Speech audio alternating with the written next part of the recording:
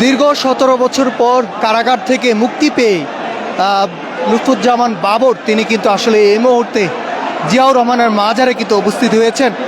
প্রিয় দর্শক, আপনারা দেখছেন এই মুহূর্তে যায় দিনের মাধ্যমে কে কোথা থেকে দেখছেন কমেন্ট করুন, শেয়ার দিন। সর্বশেষ খবর সঙ্গেই থাকুন দর্শক। দীর্ঘ 17 বছর পর এই মুহূর্তে জিয়াউর রহমানের মাজারে হাজারো নেতাকর্মীদের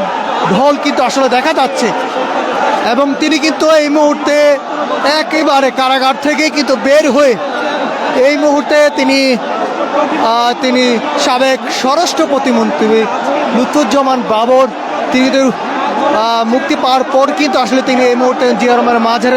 মাজারের সামনে কিন্তু আসলে তিনি অবস্থান নিয়েছেন এবং সেই জায়গা থেকে কিন্তু নেতাকর্মীদের অবস্থান কিন্তু আপনাদেরকে একটু দেখানোর চেষ্টা করছি এবং সেই জায়গা থেকে কিন্তু আসলে তিনি ফুলের মালা গলায় দিয়ে কিন্তু আসলে তিনি এসেছেন। এবং আরেকটি বিষয় আপনাদেরকে জানিয়ে রাখি দর্শক, এই মুহূর্তে কবর জিয়ারত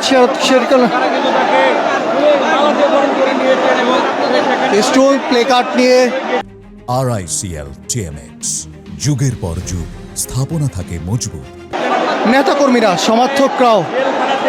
এবং হাজারো নেতাকর্মীদের ভিড় কিন্তু আসলে দেখা যাচ্ছে এবং কেন্দ্রীয় নেতাকর্মীরা তিনি কিন্তু আসলে এবং এসেছেন শহীদ মির্জার মাজারে কিন্তু আসলে শ্রদ্ধা জানাতে তিনি এসেছেন। কিছুক্ষণের মধ্যেই তিনি কিন্তু আসলে জিয়াউর রহমানের মাজারের সামনে এসেছেন এবং মাজারের দিকে কিন্তু আসলে তিনি এসেছেন। এবং আরেকটি বিষয় আপনাদেরকে জানিয়ে রাখি দর্শক,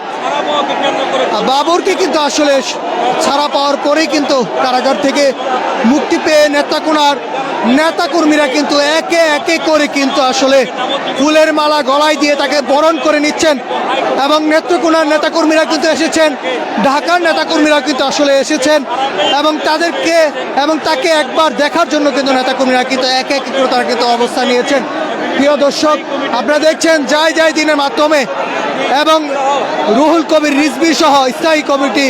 এবং নজরুল ইসলাম সহ নেতাকর্মীরা ইতিমধ্যে এসেছেন এবং আমরা কিন্তু আপনাদেরকে সরাসরি দেখানোর চেষ্টা করছি এবং এই মুহূর্তে কিন্তু আসলে কি আপনাদেরকে দেখানোর চেষ্টা করছি এই যে লুৎফুজ্জামান বাবর তিনি কিন্তু তিনবার এমপি ছিলেন এবং তিনি প্রথম কিন্তু 1991 সালে তাদের প্রার্থী হিসাবে স্বতন্ত্র প্রার্থী হিসাবে তিনি মনোনীত হন এবং এরপরই কিন্তু ভারতের যে 7 সিস্টার সম্পর্কে তিনি কিন্তু কথা বলেছিলেন এবং সেই পরে কিন্তু আসলে এই কেন্দ্র করে কিন্তু আসলে এশিয়া মহাদেশের প্রথম কথা বলেছিলেন ভারতের 7 সিস্টারের বিরুদ্ধে এবং সেই জায়গা থেকে কিন্তু লুৎফুর রহমান বাবর এই মুহূর্তে কিন্তু আসলে তিনি কিন্তু আসলে অবস্থান নিয়েছেন। প্রিয় দর্শক, আপনারা দেখছেন যায় দিনের মাধ্যমে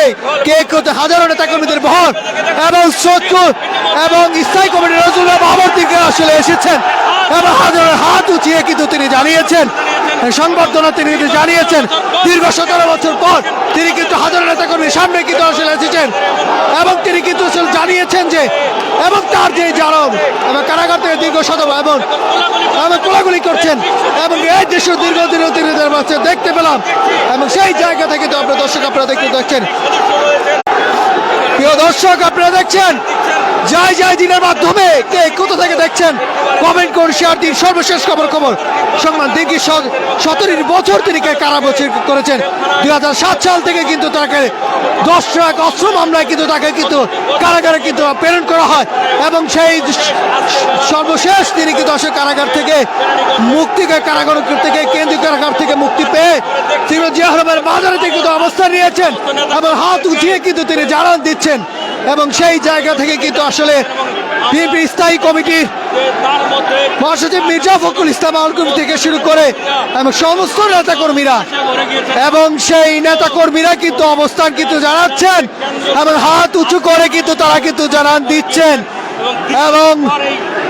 বাবরকে কিন্তু আসলে দেখা যাচ্ছে, আপনারা কিন্তু দেখতে পাচ্ছেন হাজারো নেতাকর্মীদের কিন্তু অবস্থান কিন্তু আসলে আপনারা দেখছেন এবং সমর্থক বিএনপির নেতাকর্মীরা হাজারো নেতাকর্মীদের অবস্থান কিন্তু ভারতের উপর চোখ রেখে কিন্তু আসলে নেতাকর্মীদের অবস্থান।